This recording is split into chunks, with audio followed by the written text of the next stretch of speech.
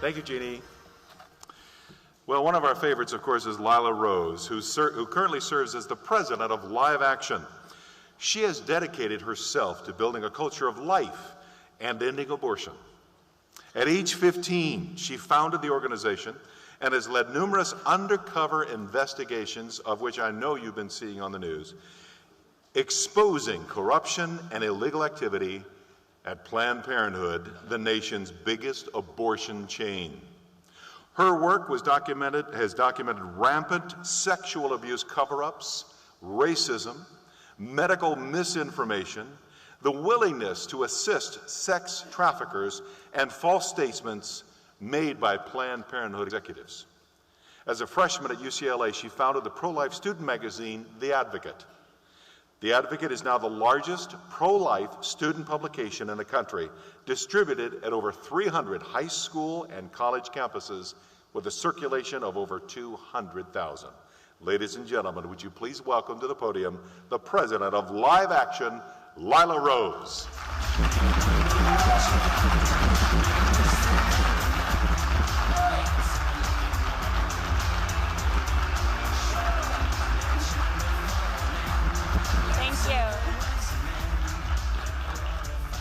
How's everyone doing?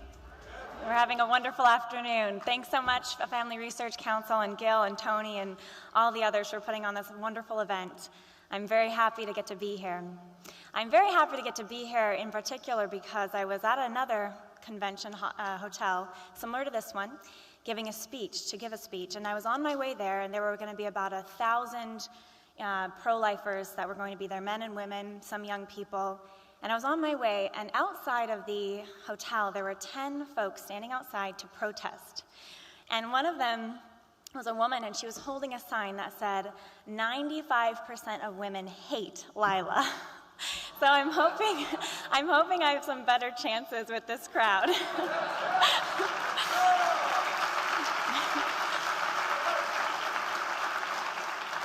But it's also funny because she wasn't just saying that about me. What she was really upset about, this woman holding the sign, was what I was standing for, what we are standing for the dignity of every human person, for the protection and the respect, for the love of every human life, for our liberties, but most of all for that fundamental human right, which has to come first. Without it, all other rights are meaningless, and that's the right to life for everyone, and that's what we all stand for.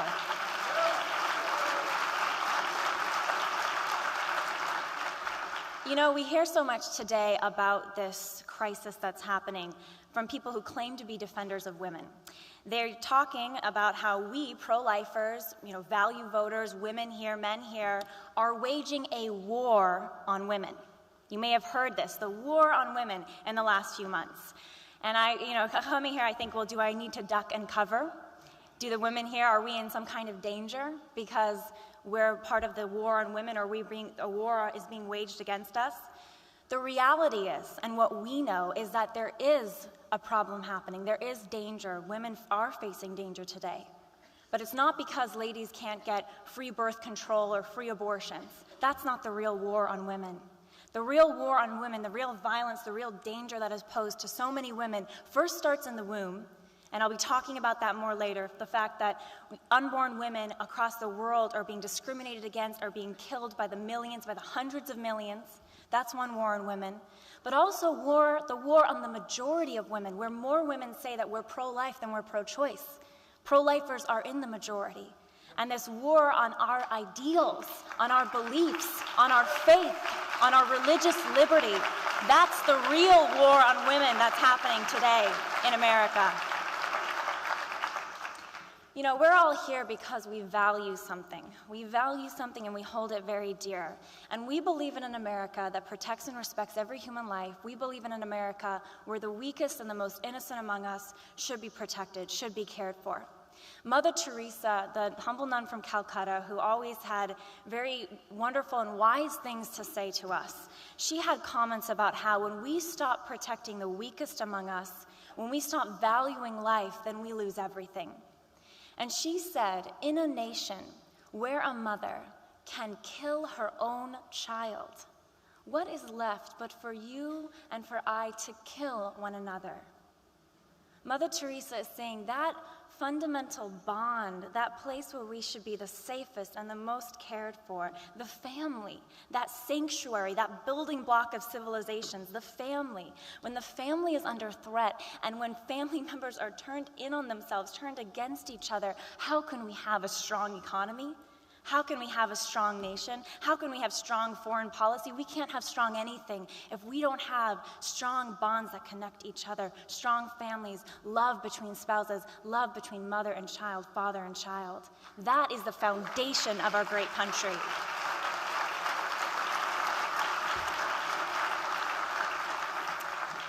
But back to this war on women. I want to tell you about a victim of the war on women.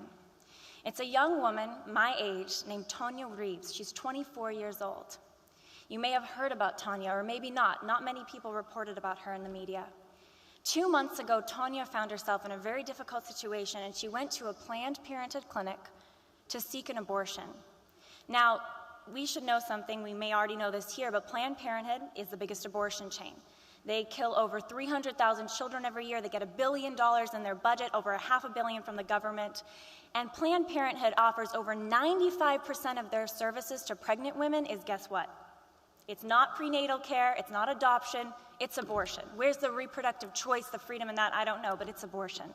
And so Tonya was there for a second trimester abortion, which, to be straightforward, is a D&C. It ultimately involves tearing apart that child limb from limb.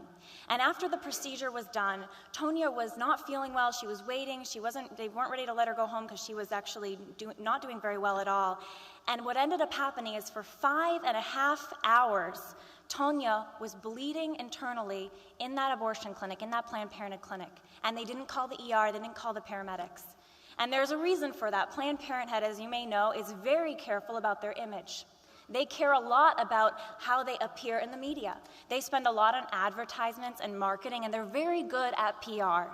And they're very good at dismantling other organizations, i.e. perhaps Komen, that they may be upset about, they may be angry about, they may be jealous of even. And this organization, this clinic, didn't want to embarrass themselves with an ambulance coming, and so they waited 5.5 hours while Tonya was hemorrhaging almost to death in their clinic. And when Tonya was looking like she was near death, finally they called the ambulance. And the ambulance took Tonya to the hospital. They didn't tell the hospital that they might want to check her uterus. She just had an abortion. Finally, they figured out, after precious minutes were lost, that she was bleeding internally, that she had a gash in her uterus, and that she was filled in her abdomen with liters of blood. And Tonya died that day. Tonya left behind her 1-year-old son, Alvin, and a grieving mother who is now suing Planned Parenthood for their negligence.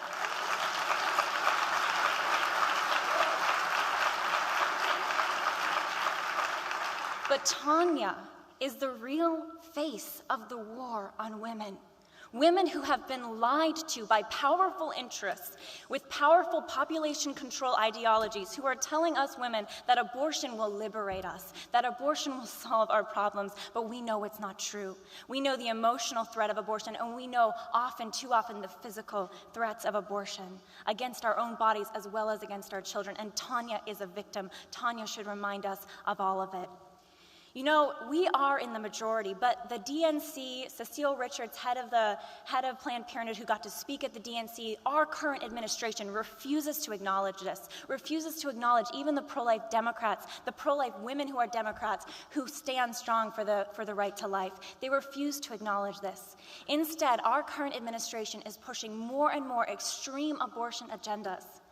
Barack Obama, before he became the president, before many people even knew his name, when he was a state senator in Illinois, voted 4 times against the Born Alive Infant Protection Act. Has anyone heard about this act? My dear friend Jill Stanek, who was a nurse at Christ Hospital, saw children who survived abortions being left to die in soil utility rooms. And so she picked up a crusade to try to get legal protections for these children to ensure that they would be cared for if they survived an abortion. Instead, the hospital was practicing infanticide. And it was Barack Obama who went out of his way to vote 4 times and speak out on the floor of Congress against that bill. That's the kind of interest that we have in the White House and the extremism that we have in the White House. But it's more than just, it's beyond, I mean, it goes to infanticide, it goes against fighting against every abortion restriction, it goes towards paying for abortions at the federal level, increasing the funding for Planned Parenthood, the biggest abortion provider. But it goes even beyond that. Just a few months ago, Live Action released a new investigation, and I'm going to share with you a little bit about that. But before I do, I'm going to mention that Obama went out of his way, our president went out of his way to come out against a ban on sex-selective abortion. Okay, now a lot was going on with the economic crisis and foreign policy issues and everything else, but he went out of his way to have his press secretary issue a statement that he opposed a sex-selective abortion ban that even countries like the UK and Australia has. President Obama, in a time when the war on women was supposedly being waged, went out of his way to say he refused this basic protection for unborn baby girls. And why did he do that? Why did he say that? Because Live Action had just released a new investigation showing Planned Parenthood a close interest with the White House, Planned Parenthood aiding and abetting the sex-selective abortions of little girls, often in the late term. And the background for this is Live Action has been investigating Planned Parenthood for maybe 5 years now. And every time we do an investigation, we discover something more illicit or corrupt about the organization, something more abusive about the way that they operate. And in this investigation, we wanted to see if the crisis that experts were saying was coming to the United States, the crisis in India and the crisis in China, where over 160 million baby girls, the Economist calls it the war on baby girls, was taking place in the other countries, and that it was happening here in parts of the United States. We wanted to discover if this was true and where and how it was happening. And so we went undercover, posing as women, seeking a sex-selective abortion because they didn't want a girl, because they wanted a boy. And that's another one of the lies that we face from the pro-abortion agenda. This idea that we own only one child or two child or children of a certain gender or children without a certain disability are valuable, are precious. And that to have more children or to have children with other problems limits our ability to love the children we may already have or to live the lives that we enjoy living. You know, my mother has 8 children. My parents have 8 children, I'm one of 8. And it always amazed me that she treated each one of us as if we were her favorite child. And she'd say that having more kids made more love, and there was more and more love in the house the more kids there were. It was a beautiful thing, and it goes against that whole ideology that we need to limit or control love. We need to limit or control our fertility in these ways so that we can have this perfect family, this idea, this dream ultimately coming from Planned Parenthood's founder, Margaret Sanger, the eugenist vision that we need to control certain populations to make room for others or to create this perfect race. But in this investigation, we saw Planned Parenthood ultimately urging sex-selective abortions. And one woman, I'm going to show a video in just a moment, but she was the manager of an Austin clinic. And our actor sat down and said, you know, I don't want to have a girl, I want to have a boy. And what do you think? And the manager said, well, you know, it's fine. I've had 2 abortions. Any reason you want, she said. And she even told our actor that she could go on Medicaid in the state of Texas to get an ultrasound in the 2nd trimester to determine the sex. And if she found that it was a girl, once she confirmed it wasn't a boy, Planned Parenthood could schedule that abortion up through 24 weeks. And she said, come back here. We won't tell anyone, no problem, and use Medicaid to get that positive ultrasound to ensure you're going to actually be aborting a girl. The video I'm going to share with you just a few minutes of shows our team in Arizona. And it showed them in the one of the few states that has a ban on sex-selective abortion, where they were actually breaking the law in order to facilitate what is often the late-term abortions of girls just because they're girls. You can cue the video now. What's a good reason for an abortion? The latest polls say 77% of Americans and 80% of women think the sex of the baby is not a good reason. These Americans support bans on sex-selective abortions, abortions performed solely on the basis of the child's sex. Even though a huge majority of Americans support laws protecting preborn children from sex-selective abortion, only 4 states ban this most extreme form of gender discrimination. So does the multi-billion-dollar abortion industry obey these laws put in place to protect the human rights of the defenseless? Or does it ignore the majority who oppose sex discrimination and instead flagrantly break the law in pursuit of its radical abortion for any reason ideology?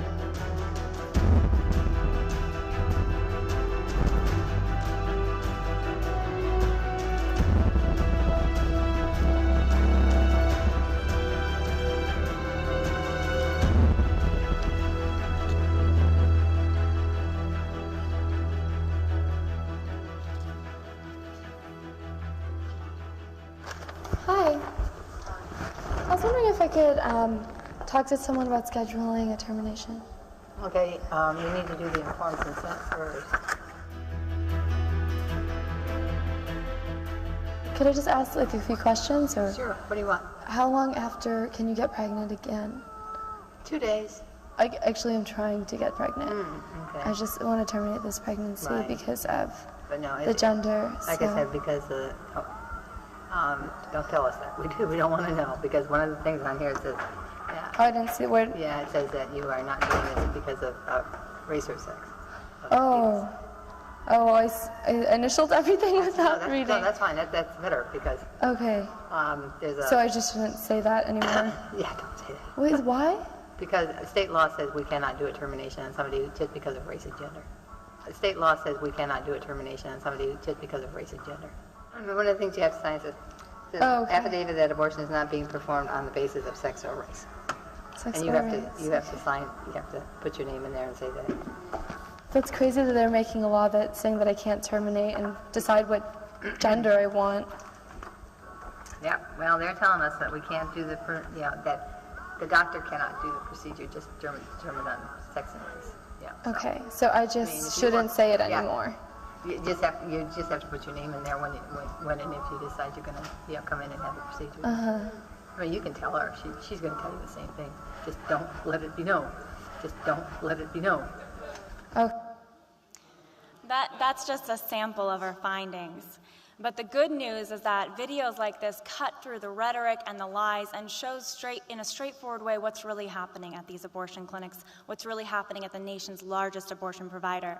You know, the last year was really bad for Planned Parenthood after we released videos showing the sexual cover-up of young girls who were sexually trafficked by Planned Parenthood, aiding and abetting, providing secret abortions and contraception. Planned Parenthood was defunded $60 million at the state level.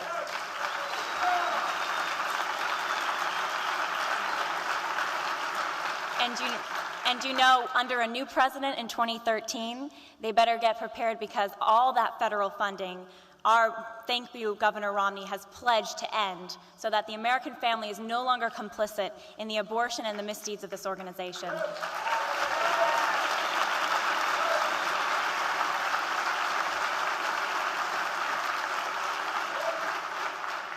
You know what?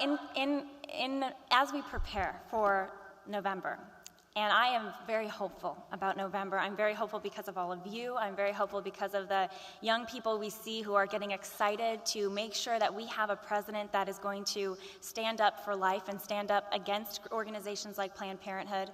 But you know, this is a time where this is a time of crisis where we really have to get out the vote. We really have to make sure that we are educating ourselves and our friends and making sure we're registered and prepared for November, because a lot is at stake this election.